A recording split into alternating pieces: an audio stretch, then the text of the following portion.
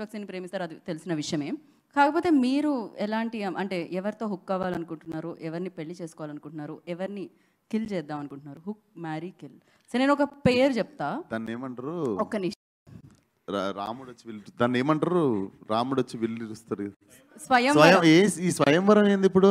ఊరికే అట్లా ఫన్ కోసం మేము అక్కడంతా ప్రోమోలో ఫన్ వచ్చింది కదా, వేదిక మీద కూడా ఫన్ క్రియేట్ చేద్దాం అనుకుంటున్నాం మేము. నాకు ఎట్లాంటి అమ్మాయి కావాలా? నాకంటే తెలివైన అమ్మాయి కావాలి అంతే.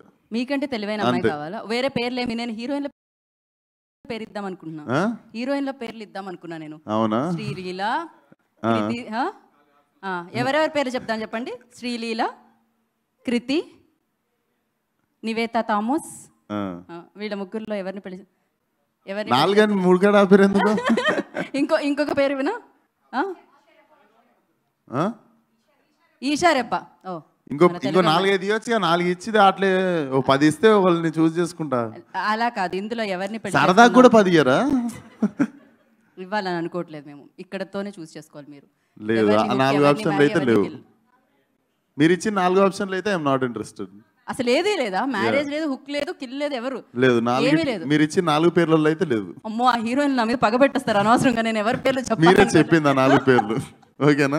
నాకు ఎలాంటి సంబంధం లేదు. ఈషా, నివేత, కృతి అండ్ లీలా, నాకు ఎలాంటి సంబంధం లేదు. నివేతలు ఇద్దరు థామస్ అని చెప్పారు. Thomas. Okay, thank you so much.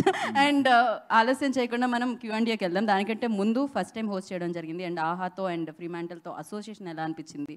Host చేసేటప్పుడు ఏమన్నా కాస్త భయం వేసిందా? అంటే నాకు తెలిసి నేనే ఇబ్బంది పెట్టుంటా. కాస్ట్యూమ్ చేంజ్ అంటే 10 నిమిషాల్లో వచ్చి నిల్చుంటుండే, అప్లోడ్ నిల్చున్నట్టు, మళ్ళీ నెక్స్ట్ ఎపిసోడ్ తీద్దామని.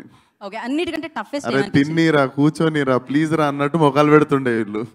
నెక్స్ట్ ఎపిసోడ్ అని చెప్పి రెడీ అయ్యి వచ్చి అప్లోడ్ పీకల మీద కూర్చుంటారు చూడు, అట్లా నిల్చుంటుండే, ఏంది మరి నెక్స్ట్ ఎపిసోడ్ తీద్దామని.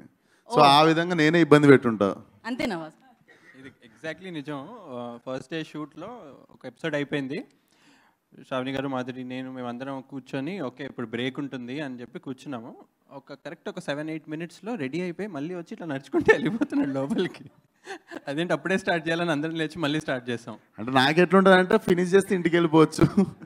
హాలిడేస్ లేవు ఈ మధ్య, ఆదివారాలు కూడా కొట్టినాం మేము. ఓయ్యా, ఓకే, అందుకని తొందరగా చేసి వెళ్ళిపోదాం అనుకుని ఉంటారు ఆయన. అఫ్ కోర్స్ అది వర్క్ మీద ఉన్న ప్యాషన్ అండ్ డెడికేషన్ అని చెప్పాలి. అట్ ద సేమ్ టైం ఇప్పటికైనా మీకు అర్థమైందా హోస్ట్ చేయడం వల్ల హోస్ట్కు ఉండే కష్టాలు ఏంటి? మీకు ఏమన్నా తెలుసా? 4 గంటలు నిల్చొని హోస్ట్ చేసే అవకాశం దొరికినప్పుడు నేను మిమ్మల్ని పిలుస్తా కో హోస్ట్గా. 4 గంటలు 2 ఎపిసోడ్స్ కొడుతుండే. బట్ డెఫినెట్లీ ఆ ఎనర్జీ సస్టైన్ చేయడం అనేది మాత్రం వెరీ వెరీ టఫ్ జాబ్.